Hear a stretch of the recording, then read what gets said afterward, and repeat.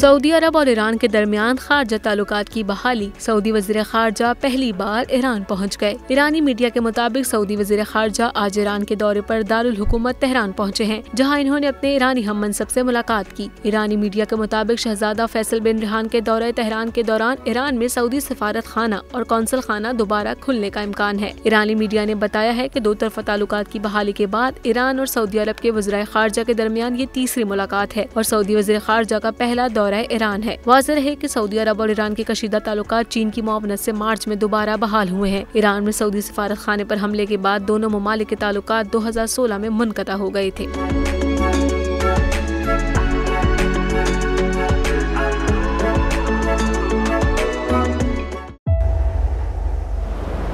तेज हवाएं, समुद्री तूफान के खतरा, लेकिन इन सभी मुश्किलात से निपटते बोल निभा रहा है अपने सहाफती फराइज।